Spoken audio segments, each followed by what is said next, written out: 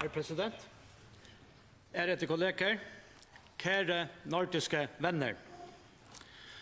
Vårt demokrati utfordret og utsatt.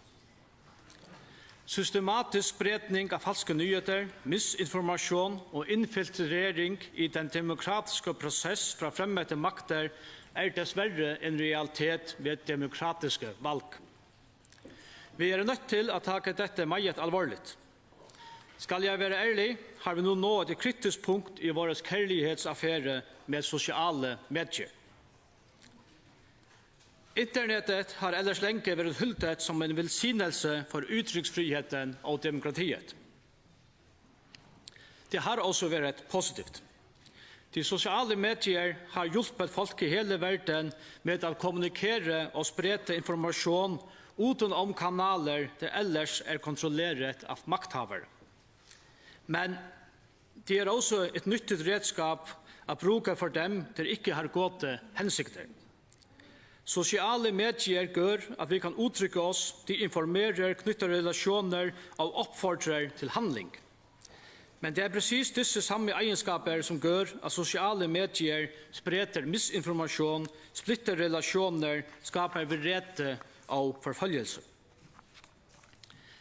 I dag kan alle fabrikere misinformasjon lett og hurtigt via de sosiale medier.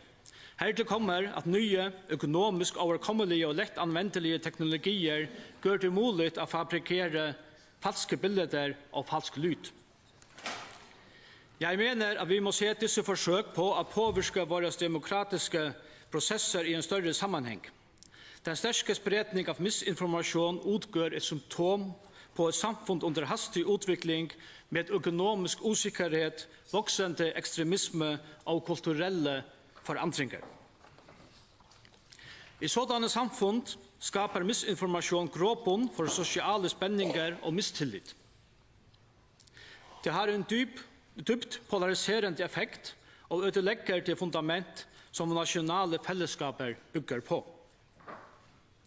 Det i dag ved at oppstå en sannhetsrelativisme, hvor mennesker tilsynelatende uenige om ikke alene hva de tror på, og hva de mener riktig og forkert, men om hva selve sannhet og fakta Og vi vet ennå ikke hvordan det vil påvirke samfunnets sammenhengskraft på lengre sikt. Det dog en stor fare for at våre borgere kan føle seg fremmedgjort og mister tråden på demokratiet som menneskets ståsted. Kære norske venner, nå skal jeg ikke male virkeligheten alt for dyster, for jeg optimistisk. Min optimisme bundet i det nordiske velinformerede offentlighet. Vårt inkluderede offentlige skolesystem, vår kritiske tenkning og tilgang, vår robuste offentlige debatt og vår solide public service kultur. Vårt demokrati hviler på en velinformeret offentlighet. Jeg overbevist om at det nordiske landet det mest robuste til å håndtere den systematiske spredning av misinformasjon. Men det krever at vi oppmerksomme på at vi nødt til å verne om og styrke de institusjoner i samfunnet som skaper grobunn for en velinformeret offentlighet. Vi kommer ikke langt med å spare og effektivisere oss til bedre utdannelses- og public service institusjoner. Kvalitet koster og takker tid. Vi skal derfor holde fast ved at investere langsiktigt i utdannelse.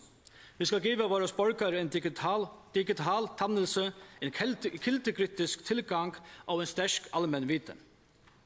Vi skal dyrke vår offentlige debatt og verne om vår public service kultur således at det kan være bålversk imot både sannhetsrelativismen og vår egen politiske retorikk. Samtidig må vi ha den høyeste og beste cybersikkerhet. Og det krever samarbeid også blant de nordiske landene. Jeg overbevist om at hvis vi står sammen og styrker det fundament som en velinformeret nordisk offentlighet bygger på, vi godt rustet til å ta kampen opp. Takk for oppmerksomheten. Stor takk til lagmann Johannesen.